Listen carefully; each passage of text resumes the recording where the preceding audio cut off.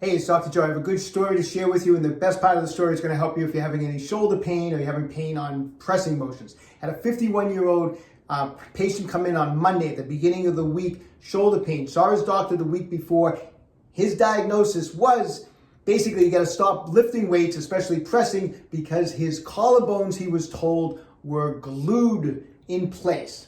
That was the word they used, glued in place. He can no longer move them, and he's just going to cause more and more damage if he continues to work out.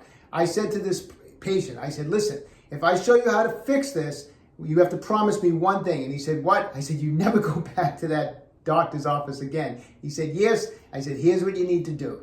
So I said, you need to free up your clavicle. Your clavicle is up in here. There's a lot of soft tissue attachments. The clavicular portion of the pec major is attached to it. You have a small muscle in there known as the subclavius is attached. You have your AC joint, your acromial clavicular joint, your sternoclavicular joint. These joints have to be moving. The collarbone has to be moving as we're moving around, and of course as we're doing pressing motions.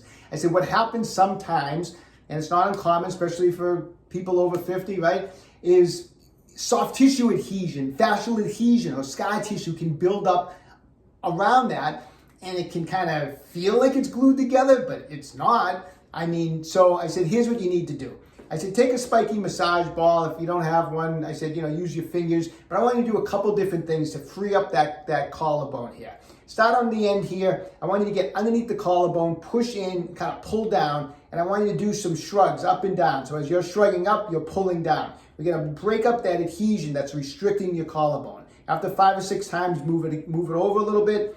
As I'm pulling down, I want you to shrug up and continue to do that all the way towards the midline and then go back.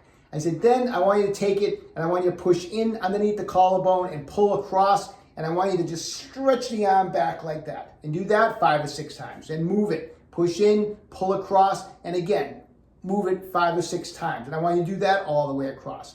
Then I want you to just take it and go right around that SC joint, try to dig that out. Dig around the AC joint for a couple minutes and work that out and free that up. I want you to do that every other day for the next couple of weeks, and let me know how you're doing, okay? Well, you know what happened? 2 weeks didn't even go by. He actually called me at my office on Thursday afternoon. He was in the gym Thursday morning, and he wanted to tell me that after working on it on Monday and Wednesday, he did chest work on Thursday morning, and he's never felt better. He said he had no pain. He felt awesome. He knows he's not 100% yet, but he said he could really feel the increased motion around the collarbone, the SC joint, the AC joint. He said, thanks. He goes, I'm not going back to that other person. I said, exactly, because you promised me. Take control of your own health, stay young, and train hard.